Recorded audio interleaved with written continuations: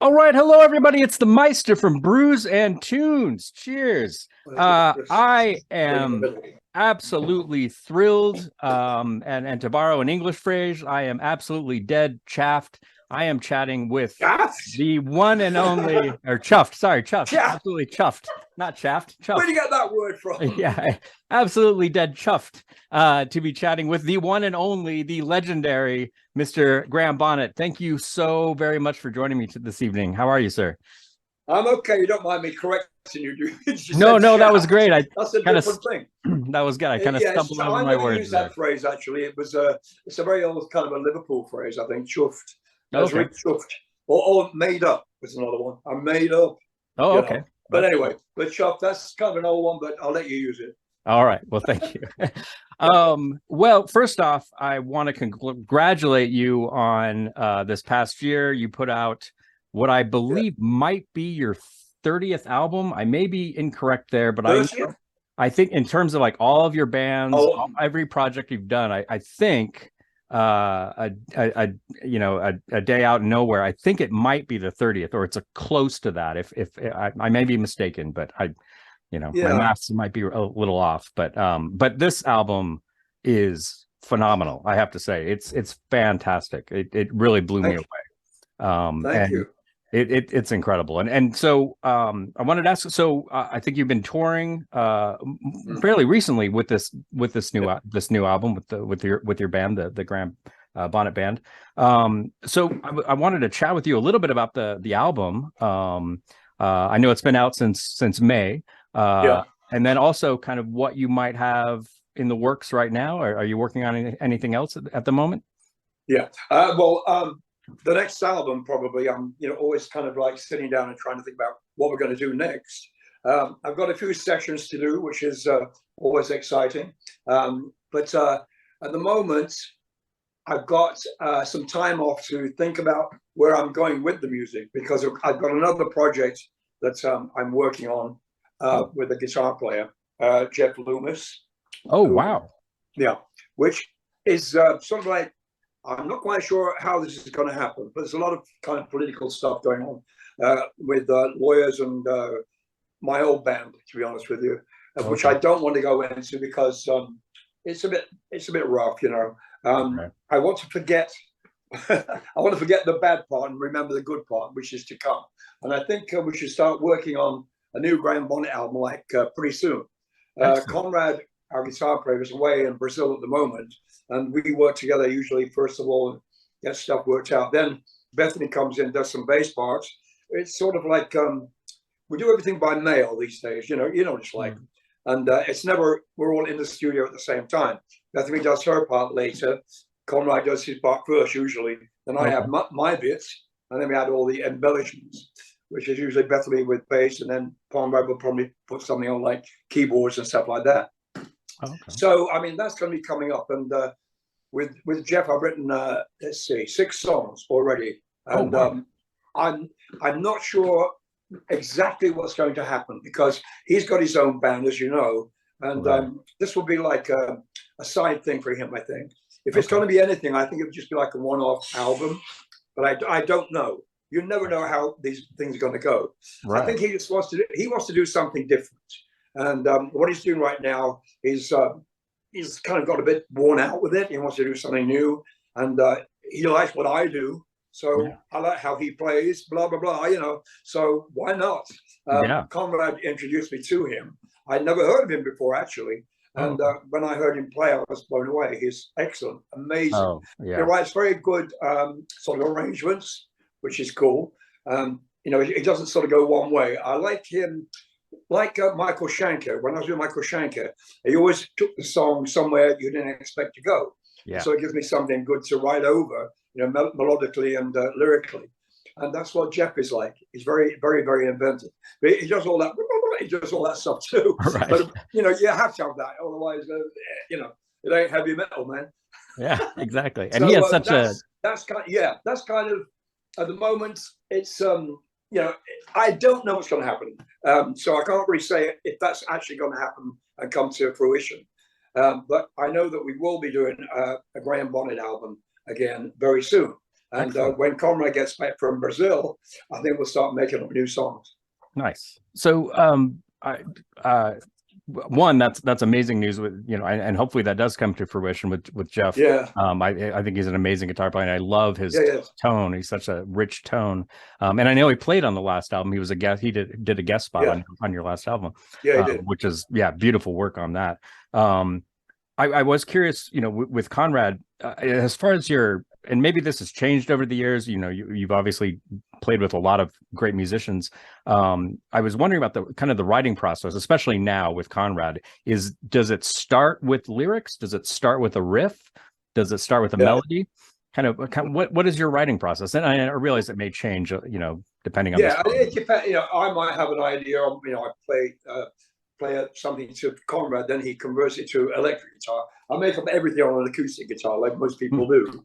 And then he says, okay, I can do this with that, and then we should do this here.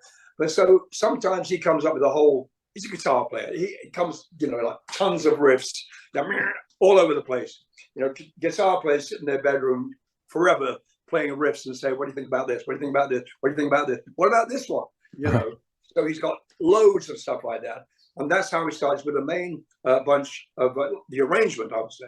So his arrangement comes first, and then the melody, which I la la la to myself, and it takes me a while to fix it all together, and then the words come afterwards. So the words are usually last, which is the hardest part, and the most. I have to really concentrate on the words to make sure they're not stupid, or they've got to sing right as well. Right. Yeah. But tell the story. You know, I like telling stories in my songs. So you know, something that tells the story, but the words, certain words don't sing right. It's weird. I go, no, it's reads great, but when I come to that word band, or it could be anything, if I say that's not right, it should be or. You know, it's really weird. So when we actually start recording, I change as we go along. Okay. But that's the last part, is the words, and I really take my time on that, because to me that's the most important part. To me, I know the singing, the notes and all that, but the story's got to be good. Yeah. And sometimes it's hard to find a new story, a new subject, because it's all been done, you know, just about. But I've written about a polar bear a while back, and I was saying to Bethany in the car, I said, how do you think a lot of my heavy metal friends would take a title like Polar Bear when they're all writing like, oh, fuck you, you know, they're all writing these songs about hell and chains and killing and dying and swords. How do they think about my stuff? And she said, I think they'll be very, very excited about it, and they would listen. And I agree with her, because some of my tunes, they really do, you have to listen to them and get the story together. Then you'll get how I feel about the emotion within the song. You know, you've got to be sort of an actor within the song. And I like words that tells a great story, and they have emotion, you know. So, or anger is another thing. You know, anger is great to write a song about, you know, with anger. That's very heavy metal, that is. Yeah. But it's that's the process. It's usually just the arrangement first, then the melody, and then the embellishments with the vocal and the melody of the song. And then afterwards we put other things on, like harmony and keyboards or whatever, you know. Yeah. Nice. So there.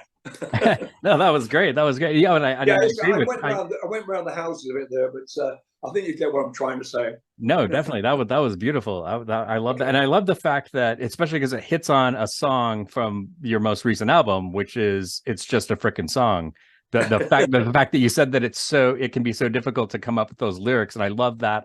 I think that's one thing that I've always loved about your music and your lyrics specifically, is it is a story, and they've always been compelling and honest. And then, you know, you mentioned the anger and your voice. You've always had that huge voice that, I mean, I remember, I won't tell you how old I was, but when the first time I remember hearing you was Rainbow, Since You've Been Gone.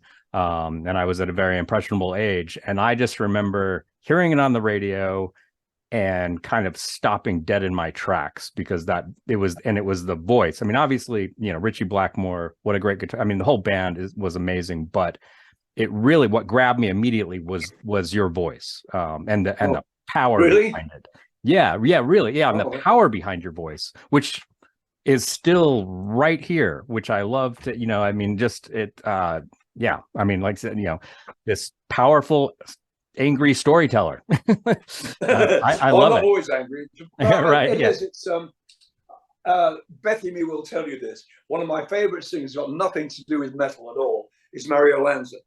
No. Okay. And when I was a kid, I used to, when the radio was on back in the 1950s, ooh, you know, there wasn't rock and roll. It was all, you know, Perry Como and, you know, all kind of nice stuff.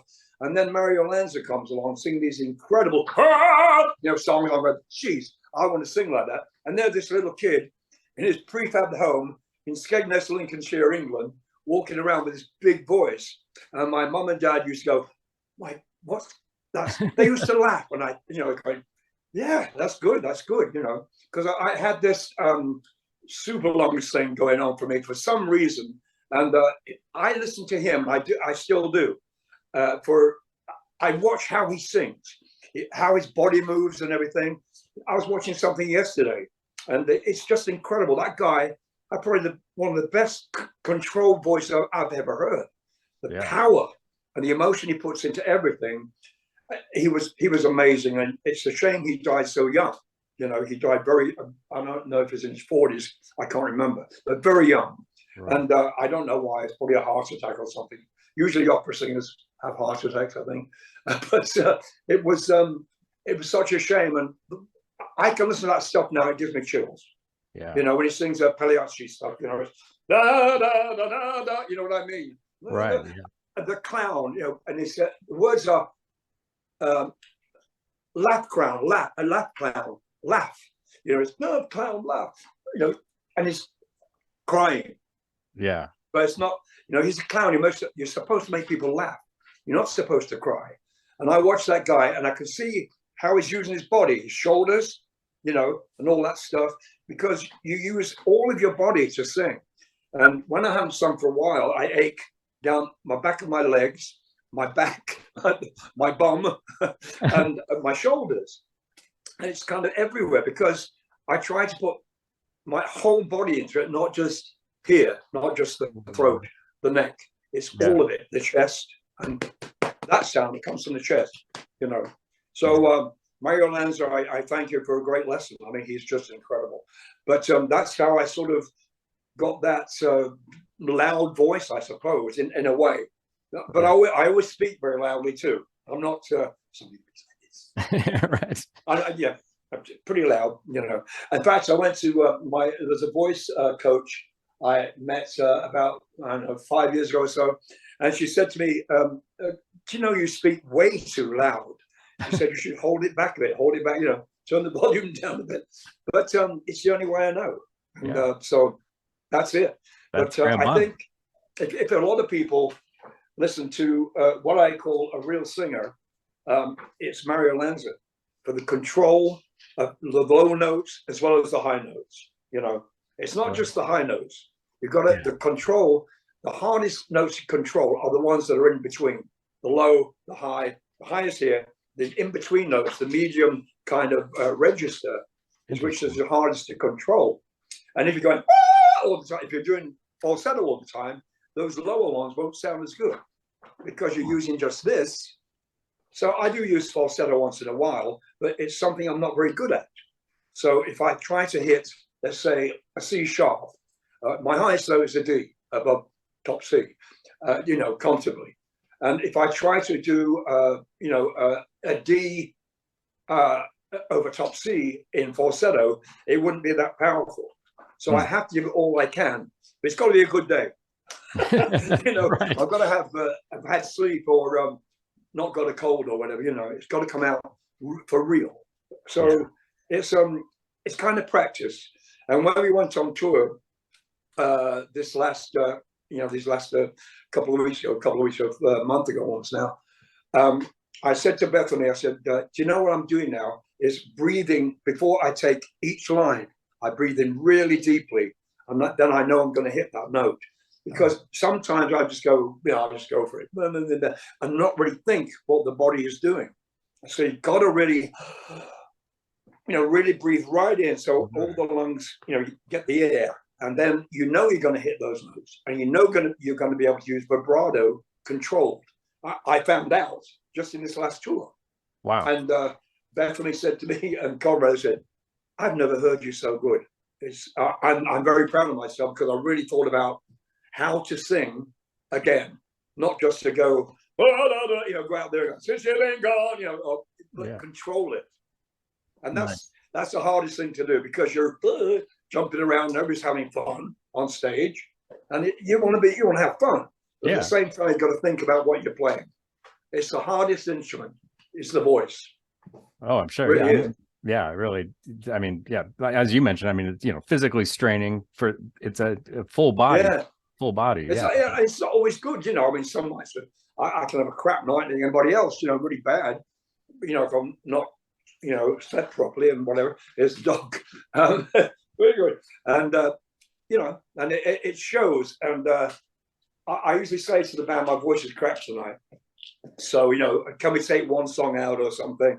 You know, if you're a bit tired, you know, that's the way it goes. But they said, "No, we're not going to take a song out. You go for it." You know. Nice. So they push me on stage anyway. Right. Yeah, but it is difficult. You know, it's when I'm playing guitar, to me, I don't have to think about it. You know, it's just I'm just playing. I've been playing since I was 11. You know, I can't do all the widdly widdlies, but right. I'm an old school, you know, guitar player. I know all the chords and all that kind of stuff. But the voice is something as I said, on this last tour, I really thought about, because I was scared about going on stage again, because it's been years. We've had like 3 years off, you know, with the COVID thing. Yeah. I've had COVID twice, you know, and Bethany's had COVID twice. So it's kind of a thing. I was a bit worried about going on stage and how would it sound? And from like the first note everybody played, I was there. I thought, crap, that's amazing. You know, and everybody was so happy. Everybody played damn great. Yeah. So it's great reviews.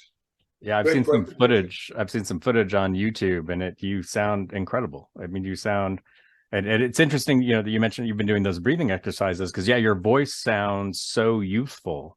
You know, really, I mean, it was what I saw on YouTube. It was really incredible to hear, you know, you belting out, you know, all those great tunes. You froze. Oh, I thought you froze for a second. Oh, I'm sorry. I did want to ask you, so you mentioned, you know, starting young singing, and then also, you know, playing guitar when you were 11. So did you come from a musical family? Kind of how did you get started in music in the first place? Yeah, well, a sort of a musical family, but not that musical. My mom was she liked to sing. My uncles were trumpet players, I remember, and a couple of my mum's aunts were accordion players. So Christmas parties, you know, everybody had their their Christmas piece to do, you know. And and my cousin Trevor Gordon, he's a guitar player who we lost a few years ago, and he was my partner in a band called the Marbles, in 1968. That was my cousin, and I have his guitar here. It's a Les Paul. Oh wow! And he was very musical. He taught me how to play, in fact. Oh, okay. You know? Nice. So he showed me all the chords, C, A, M, you know, the easy chords first. And then he wrote a book called The Cage, which is all about how to play really complicated pieces on guitar. He taught himself how to write orchestrations, and he was just incredible. Wow. So to listen to my cousin, it was really a great help how to play guitar and how to play rhythm. You know, how to, you know, do the whole bit. Yeah. So he was, you know, he came to stay with me and my mum and dad when his parents went to Australia. His dad used to work in Australia as a bricklayer, and they would go over there for summertime in Australia and then come back to England when the summertime was in England. So Trevor stayed with us, and then me and my cousin got a band together in England in the garage kind of thing, and we started to play, and then eventually moved to London, where things started to happen with the first record we did. You know, the Bee Gees wrote it. Barry Gibb wrote the first song. Yeah, that's right. I was going to ask you about that. Trevor used to be in the Bee Gees. He was the guitar player.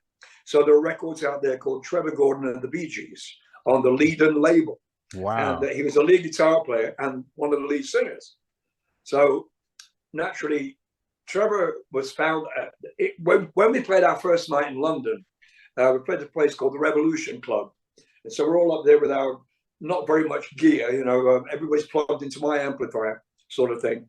And we were playing away, and after the show was over, this guy came out of the audience and said, "Hey, Trevor, how are you?" And it was a guy from Australia. And he said, "Oh, how are you?" So, "Do you remember me? I used to be the Bee Gees manager." "Oh, yeah," Trevor goes, blah, blah, blah.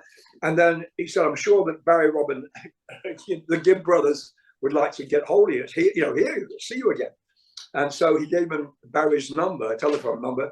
And then Trevor went over to Barry's house, and but they wanted to work with Trevor as a singer. And my cousin said to the guys, he said, "My cousin sings too." So I went over a couple of nights later, and we're all sitting around playing guitars and singing Beach Boys songs and Stevie Wonder and whatever, anything with harmony, and you know, the Beatles, obviously. And Robert Stigwood was in the house that day, and he in Barry's house, and he came over and said to Barry, "Do you have a song for these two guys?" And Barry said, "I like what?" Said, "Yeah, I'd like to get them in the studio in a couple of days." So it was one of those stupid kind of overnight success, maybe, well, almost success. Yeah. And we're in the studio, and we had a hit record like a few months later with a song called "Only One Woman," which was 1968. I was 19 or something. Wow. Yeah, so it's a funny story, but it was like, you know, well, how come that guy was in the audience that night? And it just happened that my cousin knew him, and, you know, the Bee Gees thing. It was just, if it wasn't for the Bee Gees, I wouldn't be here, you know. And so, you know, I've always kept in touch with them. And, you know, Barry's lost his whole damn family now. And I haven't spoken to him for a long, long time. The last time I saw him was, in fact, when I saw them in Australia. And that's years and years ago. And I think Barry's going through a lot of suffering right now because his brother's been gone. Yeah, you know? Sure. Yeah, I'm sure. So that's how, I don't know what we're talking about now, but that's how it all sort of got started with recording. You know? That's amazing. And then you left, well, not left, but once after the Marbles, you started doing jingles, right? You started doing like television and radio jingles. And then TV jingles. Yeah, I did. You know, Levi's and oh god, a load of other stuff that I can't remember, yogurts and whatever. But people like to use me. They said, there's one guy who said, "I like to use you because you've got different voices." You know, because he wanted to do this thing. It was like a 1920s Scott Joplin thing. What was that Scott Joplin song called, Bethany? The Sting, that one? Yeah. What was it called? Yeah. Oh God, what is that called? It's The Entertainer. Yeah, from the Scott Joplin thingy. The guy, it was for Ritz Crackers, and he said to me, the producer said to me, "Can you do a 1920s voice?" I said, "I don't know, I'll try." And he said, "You've got it." You know, when I did the tape, said, "You've got it. Now we'll do do it for real." And he said to me, "Why I like to, you know, have you do recordings for these commercials is because you can change your voice, and which is something I'm pretty good at sometimes, but not always." But I put it in the 1920s. But anyway, I did a few commercials, and then I tried to get stuff together with. I tried lots of things with Maurice Gibb. I did a bunch of singles that didn't do anything in England or anywhere, but I recorded with him for a while. Then Maurice moved to the States after he got divorced, I think it was. But we used to do. Maurice was pretty close to me, and we hung out quite a bit because we lived in the same area in London. But he got hold of me and said, "Do you want to do some whatever? Put some songs together." And I think, we did a couple of singles that didn't do anything, but I was very proud of them. One was a Neil Sedaka song, and Neil Sedaka was in town the day I was recording it, and it was a song called "Trying to Say Goodbye." And Maurice is in the control room, and my arranger, and Maurice had invited Neil Sedaka along, and I didn't know this. So I'm sitting on the microphone there, standing at the microphone, singing Neil Sedaka's song, and suddenly his little head pokes around the corner, put the door open. It's him and his wife. He says, "Is Maurice?" You know, it doesn't say Maurice. "Is Maurice Gibb here?" And I go, Wow. Yeah, that would have been kind of froze. Neil Sedaka, you know, Yeah. and I'm singing his song, and he comes to the studio and goes into the control room with Morris and everybody else, and it was just, I thought I won't be able to sing. And my arranger, Graham Prescott, he said, "Oh, that's it. Graham's going to have to go home now to get over this." Because I've always been a Neil Sedaka fan from when I was a kid, you know. Right. And so, but he sat there with his wife, and I'm singing his song, going, "Oof, is this going to be what he wants to hear or I want to hear?" Yeah. And Wow. I was watching and looked into the control room, and I saw thumbs up Oh, that's great. from Neil Yeah. Sedaka. And so he went because he had the gig at the Talk of the Town in London. And I was so pleased he'd come, you know, so I could relax and do the rest of the song. But, you know, that was quite an experience, you know. Oh, I'm sure that's got to be It's so weird. It was very weird. Yeah, I mean, I would imagine rather intimidating to have, you know, the Yeah. person, yeah. I mean, here you are singing, Yeah, and then look up, absolutely. and there he is. Yeah. There's that's a guy that amazing. wrote the song and blah, blah, blah, blah. Yeah. And he had that album out at the time where he was recording with 10cc. They did an album with him in London or in Manchester, I'm not sure. But he had, you know, all those hits that Love Will Keep Us Together and all that stuff. It was that era, you know. Okay. Yeah. So everybody was like covering his songs. He was the guy at that time in England, anyway. Yeah. Yeah. Early 70s, and and I know, Yeah. kind of around that same time, you did a movie, right? You were in a film, right? That three for all, right? Three for all. Was that 74? Yeah, you've got to see it. It's terrible. It's probably one of the worst movies in the world. But again, it was, I don't know. Somebody said it was my manager at the time. She was managing my ex-wife, who was an actress. And she said, "I think you should be in the movie too." And I go, "What?" You know, and so I was in this movie, a non-actor, with all these actors and lots of famous comedians and whatever. It was a whole bill in the movie that was every comedy actor, serious actor you could think of, because the guy, Dick James, DJM Records, had the DJM label, and he thought that a movie with everybody that everybody loves and knows and seen on TV would make a successful movie. No, it didn't. It was like a really, really bad B movie. But I wrote, let's see, about 4 songs for him. And they weren't bad, but everybody wrote a song that was on DJM, the record company. And it was good. I mean, it was good fun doing it, but it was not very good. But not very good. It was a bit silly, but I'd like to watch it now and see it for what it is, you know. Right.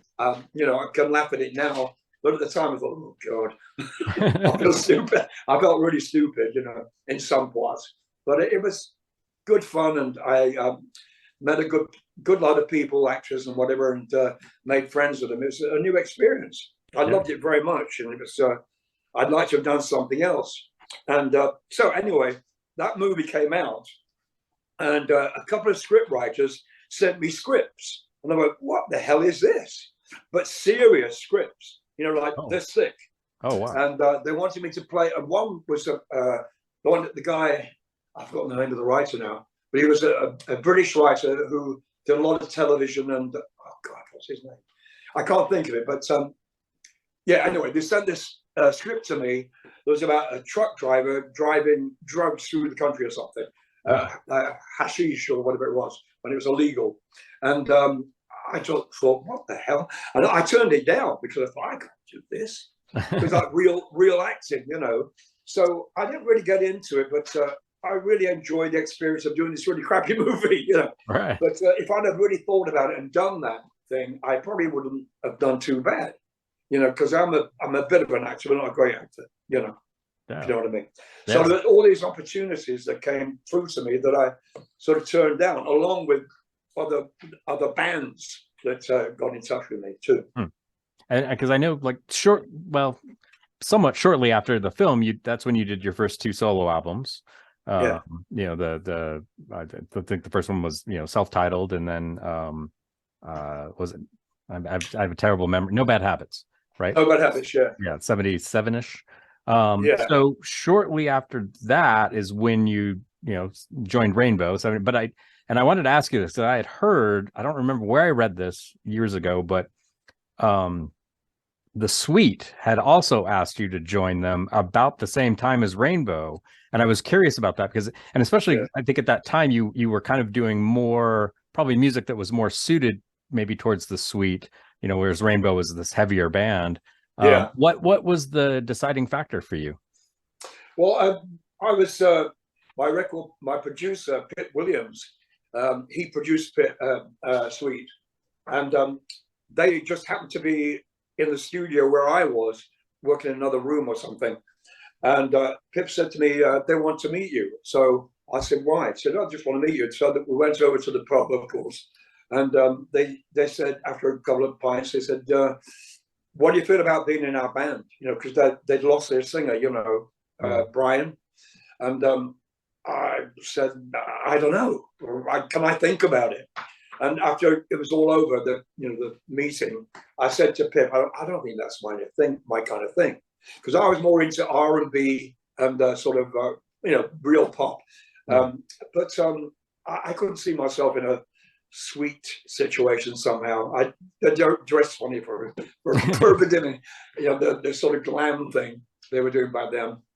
And I said, can you say something to him? Because I don't want to be horrible. I don't think I'm right for the band. I don't think I'm the right singer, So that was that. That was the end of that, And how did you get involved with Rainbow? How did Richie approach you, or it was happen? Well, what was happening was Mickey Moody, the guitar player who was in Whitesnake at the time, he was working with Whitesnake, and we were both managed by the same management.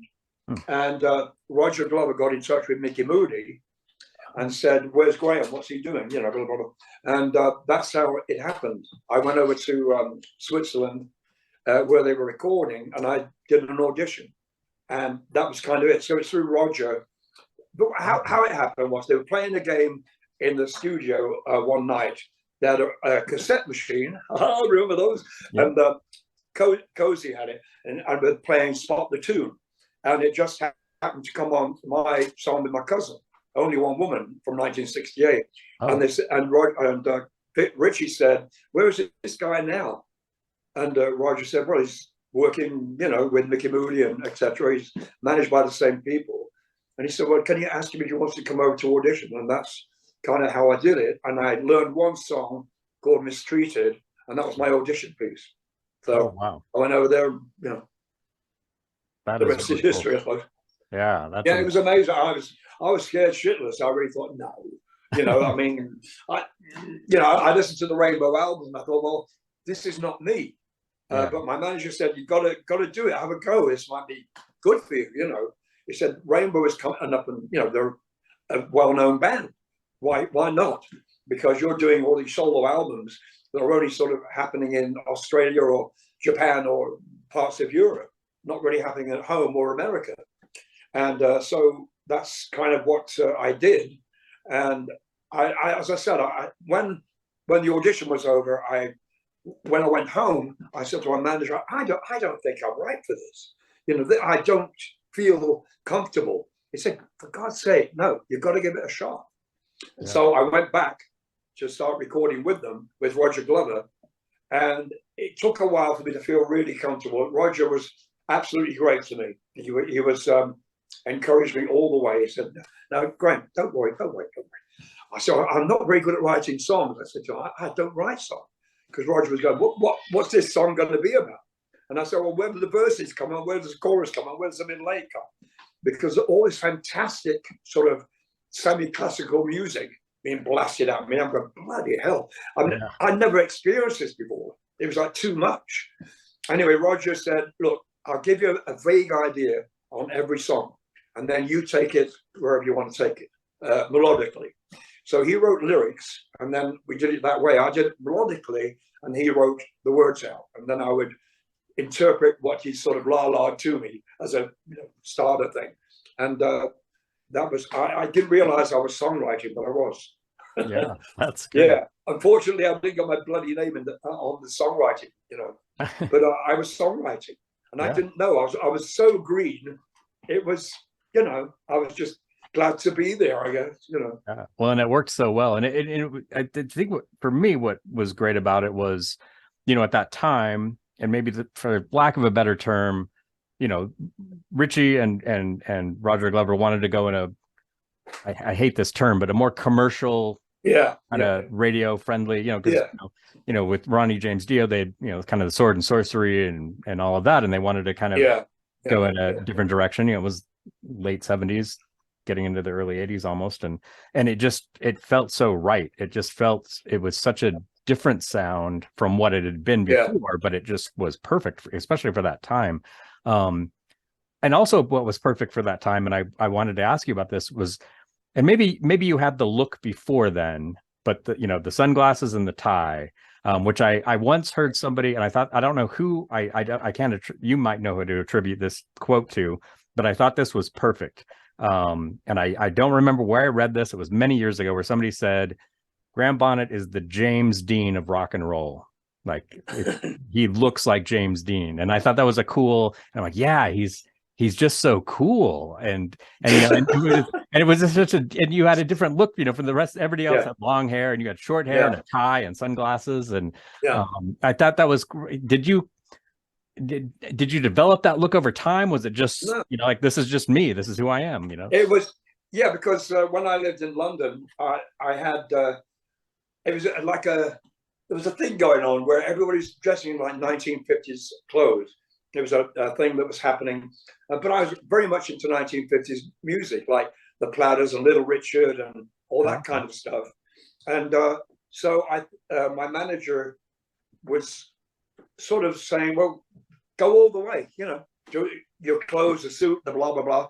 And it was me. That's the way I was, you know. And when I went to do the audition, that's why I said to my manager when I went back, I said, I don't think I'm right for this. Because they were sort of long hair, but they were more sort of, they weren't in suits, let's say that. Right, yeah. And he said, no, you keep who you are, stay who you are, because you've got to be honest with yourself. And of course, when I did join Rainbow, Richie had a thing about my hair being too short and all that kind of thing. I mean, that's absolutely true. But, you know, after a while, he thought, it doesn't really matter. It doesn't matter. You know, after a few gigs we played, you know, it doesn't really matter how short my hair was or if I was bald, come to that, you know, which of course certain members of that band were, which I don't speak about. And, you know, he just had a hair problem. And everybody thought it was so ridiculous. And because, like you said, the Jimmy Dean thing, that was the way I was, the way I looked, the way, that was normal to me. I didn't sort of go out, oh, I'm going to look like James Dean. But everybody saw that. And I got gifts of the James Dean book and this thing, the photographs of James Dean. I've got them all over the place. Wow. And so I saw what they meant, you know, and I thought, yeah, it's cool. It's a very cool man who died at a very young age. Yeah. God knows why. And later on, when I was in Alcatrazz, the band, I wrote a song called Will You Be Home Tonight? And that is about him. You know? Oh, okay. Yeah. That's about him when he died, because it's terrible, you know, young man. And he said, this car's got to stop, because the guy that was with him didn't die. He wasn't hurt, you know. Yeah, that's right. Yeah, that's right. And he said, this guy's got to stop. This guy's got to stop. And he didn't. And, you know, the crash happened. Yeah. So that song's about him. And because I sort of, I thank him for being sort of in me in a way, you know. Well, at least the look-ish, sort of. Yeah. That's cool. And so, you know, and obviously, you know, Down to Earth was the only Rainbow album you were on. So you were with the band for a couple of years, and you left around 81, 82 to join Michael Shankar. I was curious about, so, you know, of course, Michael Shankar, and then after that, Alcatrazz, and then of course, Impelliteri and Graham Bonnet Band and multiple other things that you've done over the years. But it seems like, was it Rainbow that got the taste in your mouth for harder, heavier stuff? Because as you mentioned, you know, you were kind of more an R&B kind of guy, you know, and absolutely, because I really enjoyed it. I thought, well, as I said, I didn't think I was right for the band. But as soon as we started recording, I thought, this is fun. These songs are fucking great. You know, when we did Eyes of the World, for instance, you know, in the eyes of the world, when I started singing, I was thinking in my operatic voice, it should be Mario Lanza, but it's not quite. Almost Mario Lanza, but not quite. You know, got to have that bit of in there. Got to be, yeah. So, you know, it was that's one of my favorite songs from the album, and mine as well. When I was really getting into it, it was I was just blown away. I was with these incredible musicians and doing the best I could, my vocals, you know, to keep them happy and me, you know, and they were very pleased. I'm glad to say. I remember Roger coming over to my apartment in London, and he played it to me and my girlfriend at the time, and he said, "Well, what do you think?" And to her and me, and I said, "It's not bad, is it?" I was very pleased with myself. I mean, it sounds like I'm on a fucking ego trip here, doesn't it? No. I'm really not. I was very pleased with what it became, because I really thought it was going to be a one-off.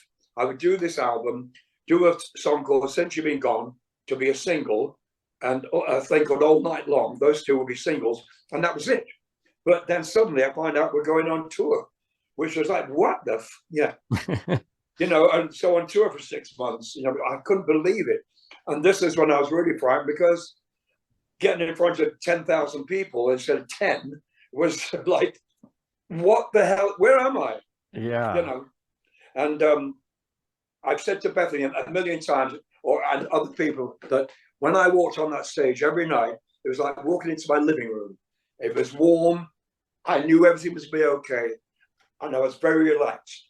And that's how it was, because I knew those guys were who they were and how they played. Cozy, Don Airey, Roger Glover, and Richie Blackmore.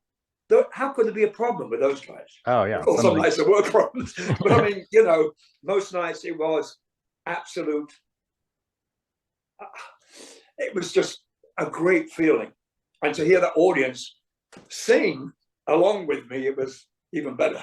I would imagine. Yeah, that's got to be just such a heartwarming and overwhelming experience. I would imagine it was. I mean, it was probably still. I never had fear. I'd be excited, not scared of like, oh, something might fuck up tonight. It was like, yay, let's go. Yeah. Was it a difficult decision to leave and join Shankar? Well, it's well, I left, yes, as you know, because what happened was we were rehearsing in Copenhagen for the next album, and we didn't have any songs except one that Ross Mallard had written called "I Surrender." I surrender, that song. And one day, me and Roger put down some harmonies. I did some backing harmonies, but I never sang a lead. And there was nothing happening in the rehearsal room. There was sometimes only two of us there, me and Don, or me and the drummer, whatever. And Richie wouldn't turn up, and it was just like, because Cozy had left, so we had a new drummer. It wasn't the same. The family thing has sort of disappeared, because Cozy and me were very, very close, and I miss him very much now. And you know, God, I mean, he was just the best. And anyway, one day I went to see the Michael Schenker band at the, I think it's called the FM station here in LA. And I'm watching this and I think, bloody hell, I didn't know who Michael Schenker was. You know, at this time, he wasn't very well known. Who's Celia Virgin? Hello. Celia Virgin. Yeah, anyway. So, so I went on to the gig, and I watched the show. I never heard of Michael, as I said. And I said, God damn, that guitar player is amazing. I said, it's incredible. The band is great. And Cozy was just, you know, sitting up on the balcony, just looking down at the audience. And they said, Graham, what do you think about this band then? Would you like to be in this band? I said, oh, yeah. And he said, no, really, would you like to be in this band? Wow. I said, what do you mean? I said, you've got to see it. Gary Bonnet was great, you know. I said, he's really great. I said, you had a great night tonight. Why would you want me to do it? He says, well, we just want you. Oh.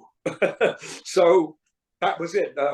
Then when I've gone home again, I got some tapes from Michael and it said on it urgent, but they wanted me to write songs for the new album, which became Assault Attack, that album.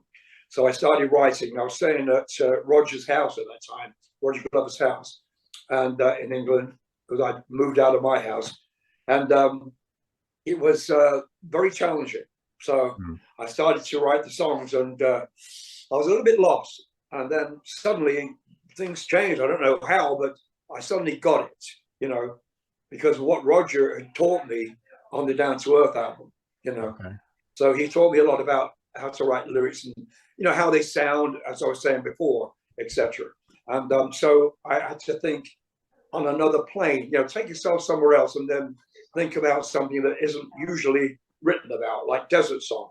It's about, you know, being in the desert on camels, you know, shit like that, you know. So I took it away from being, you know, swords and chains and dragons to something else, you know, because I didn't I didn't understand that, you know, at all, that kind of lyric. Hello, Bethany's.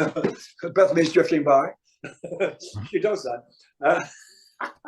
So that I remember sitting in the when we were rehearsing one day. Michael had this lyric, and I said, "Oh, that's great." You know, the band started playing. He said to me, "He said, Graham, can you write some tunes, you know, and words to this?" And I said, "No." I said, "Yes." I said, "What do you want me to write it about?" He said, "I don't care anything." So Desert Song came out of that. So I wrote about anything. I was sitting there, we're sailing ships across the desert. You know, I'm going, what could the next line be? And I made up that song, which doesn't really make much sense, but then eventually it did, because I sort of turned it around a bit and made it into a story, you know. Yeah. So it was quite an experience working with Michael. It was, it's the best. He's a great guy. Right. Really, and you worked with him for quite a while there. And, but then you also, again, in the early 80s, you formed Alcatrazz. And you know, that, I mean, that first album is, I mean, all of the stuff you did with them is great. That first album, though, is like a blueprint, I think, for metal in a lot of ways. It's fantastic. What a fantastic album, and what an interesting time. And it had such a different sound than I think a lot of other things. And I think that's one thing that I've always loved about all your music is it's always very relevant for that at that time, but then it's also timeless. There's this timelessness about what you're doing, and I actually feel that really about the latest album too. Is it's interesting because it's a very modern album, but at the same time it almost has, for lack of a better term, it has kind of a nod to your past, to what you've done over the years in a lot of ways. Which I think is fantastic. It works so well. And one thing, well, you know, I think it sounds very modern. You know, when I listen to the songs from Down to Earth now, they still sound okay. I even like Since You've Been Gone. First, I didn't like Since You've Been Gone at all, and nobody in the band did. But that turned Levi Doka. That turned the whole thing around. That turned the band into a radio-friendly band. Since You've Been Gone, you know, I mean, it was amazing. Suddenly they were played on the radio every day. They'd never had that before. Right. Yeah. So I'm glad to be part of that. But you know, the new album, I think, has a very modern sound. And Bethany and Conrad put this all together. She produced it with Conrad. Oh. So they gave me ideas, and Bethany worked so hard on all the other shit that goes on behind the scenes to get it all just right, you know, getting the players together, etc., etc. And I'm very proud of it. I think it's one of the best things I've done. Oh, I like the songs. Agree. Yeah, you know? I think it's incredible. I think it's an incredible. Well, and that's one thing I think is another, maybe, I don't know, hidden talent necessarily, but a talent of yours that I think sometimes we don't think about it. You know, you have this amazing voice and you're an amazing songwriter, but I think another talent of yours is that you surround yourself. You have a knack for surrounding yourself with incredibly talented musicians and producers, and like you understand the business and you understand how it needs to sound, so you hire amazing artists to play with you. You know, and I think you know, with this album, I think you, man, really nailed it. You know, in a lot. Thank you. I mean, you always do. We put our hearts into this. We really did. Bethany worked so hard on this, and she every day, didn't you, baby? And did. Put your face in. No. I gotta go get Levi. I'll be back. Well, oh, she's going to get Levi from school. And as I said, Conrad and Bethany, they put this producing thing together. And if it wasn't for them, and Bethany actually saying to me one day, you know what we should do is get back with Conrad and start over again. So it's the three of us, the three Musketeers, you know, the foundation of the band, and then you know we get a drummer and a keyboard player. But the foundation was me and her and Conrad, and because she encouraged me to do that, and because I was going like, I don't want to be in another band anymore. But she said, you know, that's where you shine, you know, and so I'm so fabulous. You are. You know, when somebody says that, you go, oh yeah, all right then. So. I mean, I made fun of myself sometimes, all the time, really, because when people tell me you're the best or whatever, I love you, just sound incredible, you write songs incredibly, I don't know what to say because it just that's not me, it's somebody else. You know, I feel like they're talking about somebody else, and they're not. They're talking about me, and it's not embarrassing, but it's very humbling, I think. You know, when I hear that, because I do put a lot of work into the songs, and you know, earlier on in my career, before Rainbow, it was hard. You know, people didn't give a shit about the way I sang, you know, and or whatever, you know. But my cousin and I put 2 great records out, I think, for that time, and Barry wrote a couple of great songs for us, you know, and you know, it's kind of weird to be accepted where at one time I wasn't. It was like, oh God, really? You know, when I used to play in the clubs with my, you know, my band, people didn't give a shit, you know. They never looked up and go, whoa, fuck you know, that's great. But sometimes, but once in a while, but it was so very surprising that I was suddenly accepted by these huge audiences. And I'm going, where the fuck am I? Where am I? I haven't been here before. So it was quite something. And now we've got this album. You know, we played one song from the album. Which one is it? Oh, Imposter, song called Imposter. Oh, great song. Where I'm looking in the mirror on the video, and because I find that most of the audience are older people. They're not usually like 15 years old, but now it's changed a little bit. But they're usually people with grey hair like me, and so you go, where am I? Wait a minute, these aren't my hands. Yeah. This is my dad's. Yeah. These are my dad's hands, they're not mine. You know, and you look in the mirror thinking you look like you did when you were 30. And no, you don't. You're 70 fucking 5. Yeah. Who is that so guy? That's what that song is about. We've got to kind of realize and enjoy that you are older. Yeah. You know, what's the alternative? Right. Exactly. Well, the fact that you're, you know, I mean, you know, almost 6 decades in and you're still producing like high caliber, compelling, interesting, rocking music. I think that's really important.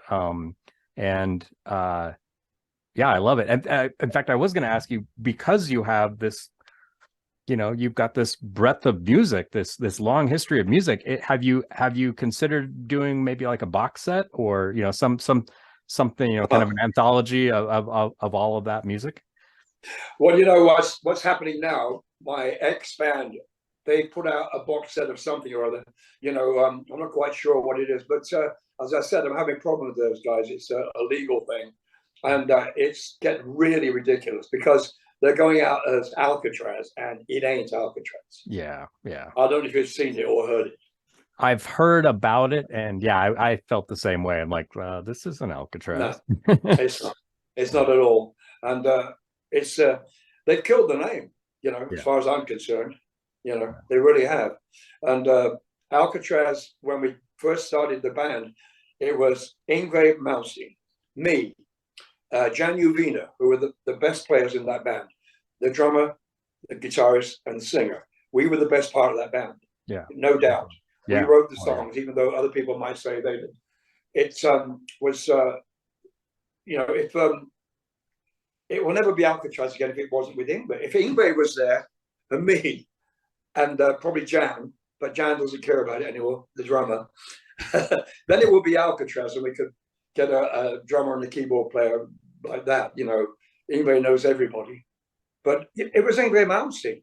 You know, a young man playing guitar the way he did, it just blew everybody away. Yeah. When he came in to rehearse with us, I was going, fucking hell, this guy is incredible. And when Ingve joined the band, I spoke to him on the phone, and I said, can you learn this song? It wasn't a Rainbow song. It's called SOS, and it's a song I did that Russ Ballard wrote. And I said, could you play this for the audition? Because I wanted to hear, you know, something wasn't, you know, not like that. That was just straightforward, you know, rock song, whatever. And he came in, he played the shit out of it. And just went, fuck it. You're in, man. You're in. Yeah. You know. So we looked after Ingve very, very well to make sure he wouldn't run away. And I think he made the band. He really did. He was the final touch. Yeah. You know, cherry on the cake. Yeah, definitely. Yeah, his guitar work on there was incredible. Well, I don't want to keep you all night, but I did have a question, and to go back to the new album. One thing that I really loved, and again I found it really compelling, was, and I wanted to ask you about the choice, and if it was a afterthought, if it was something that had been kind of in the plans the whole time, because, you know, it's a very heavy rocking album until you get to the end with this beautiful piece, Susie, which, for lack of it's not jarring, but it's such a transition from what the album is, yet it fits perfectly, and it's such a great Dumont, just a finish to an album. It just fits it's a short song, but it's this beautiful, it's strings, and I was kind of curious about how the decision to put that song on there and to put it at the end. Yeah, well, it's about a friend of Bethany's now and mine. She used to come to the gigs all the time with her husband, and she would always bring like cookies and photographs and all kinds of stuff she would give to Bethany, bracelets and stuff to her as a gift every time we went to play in England. And her husband would be with her, and she died. Oh, I'm sorry. And her name was Susie. And I got on the phone with her husband, and he was broken. And he spoke to me, and he told me exactly what happened, how she died. He held her in his arms, and she smiled one last time. That's in the song, I think. Yeah. And she was gone. And he could hardly talk, but he told me what happened. And Bethany said to me, "You've got to write a song about that." I was crying like you wouldn't believe, when I was speaking to him. So it took me forever to write the words, because I didn't want it to sound too, too sentimental or not the truth, if you know what I mean. Not too airy-fairy, because you can easily do that with a so-called ballad, I guess. Yeah. And Conrad said, what we should do is, I have a Japanese friend who is an orchestral guy. He can do an arrangement on this. And I said, oh, really? I said, that would be fantastic. Because I put it down on my acoustic first, and then we did the layers, And he said, let me do it. And when he came back with that orchestral version, I was like, holy fucking crap. Yeah. I said, you don't need the vocal on that. I said, leave the vocal on. I like it by itself. And I'd written the song in the octave, because I'm singing like, da, da, da, da. I'm singing too low for myself, in fact, at the beginning. Yeah. But at the end, I go up. At the very end, there's that crescendo. Da, da, da, da. I sing in my real voice, I should say. But at the beginning, he said, well, why don't you sing just down there, like almost speaking? And I said, that's probably a good idea. So up to where it goes into the crescendo right there, it goes, and it, I can hear it now in my head. But that me as orchestration, oh, wow. I mean, it just blows me away. I had to listen to it like 12 times. I couldn't believe how fantastic it sounded, and how that orchestra at the end really makes that high note stick out, you know, because the rest is so, you know, down there. You know, I'm just sort of, you know, I'm sort of crooning almost. Right. You know? Yeah. And it was Conrad's idea to do that. And I said to Bethany, what do you think? Do you think I should have sung it up the octave? Because I wrote it up the octave. The whole tune was high, you know. So to have that low part and then suddenly just at the end come in with the high octave of it was a B, a high B. That's what I started on, and then at the end I do the high B. So which is very very powerful. I'm pretty happy with that. Yeah, I thought it was amazing. And to know now now know the story behind it. I mean, yeah, what a beautiful tribute to her. I could tell that the song, you know, not knowing what it was about exactly, but you know, reading the lyrics and listening to it, like, this song is about loss, but at a very honest and a very open way. And so I was curious what the true meaning was, and what a beautiful tribute to that woman and her husband. That's amazing. Yeah, and it's a fitting. I mean, I open up with the line. I think it's their love was forever, but she left him that day. Yeah, and went to a place where he couldn't follow. You know, and he said she died in his arms, and it's if you knew her, you'd feel like I do. Oh, she was just the happiest northern. No, she was Scottish, I think. Or was she northern? She had an accent, a really strong accent, and sometimes I couldn't understand. What? You know, but she had a really, really heavy accent, and it was always great to see her and her husband. And he's American, and he can't help that. I know she's American. Oh, sorry, you're American. But as I said that day on the phone, it broke my heart as well as his. You know. And I had to write something that wasn't too sentimental sounding, but was, you know, sort of honest. And I think by doing it, singing it down at the beginning in the octave, I think it makes more honest. Yeah, I agree. Yeah, it's a very, very powerful. And I think that's part of it, is that it's the subtleties of that song is what makes it so powerful in a lot of ways. Thank you. And the subtleties. I'm glad you like it. I love it. I think it's fantastic, and I think it's a very incredible ending to an amazing album as well. You know, thank you. Yeah, very cool stuff. So, well, Graham, this has been an honor and an absolute pleasure chatting with you. For those watching, if you look in the description below, there are links to Graham's Facebook page, as well, his musical Facebook page, as well as his website. If you don't own his latest album, Day Out Nowhere, you need to own this. This is incredible, especially if you're a fan of Alcatrazz and Rainbow, and you know, Graham era Rainbow and MSG, and then you definitely need to own that album. So again, thank you so very much. It really this was fantastic. Well, thank you. It's been great. I've had a lot of fun. Excellent.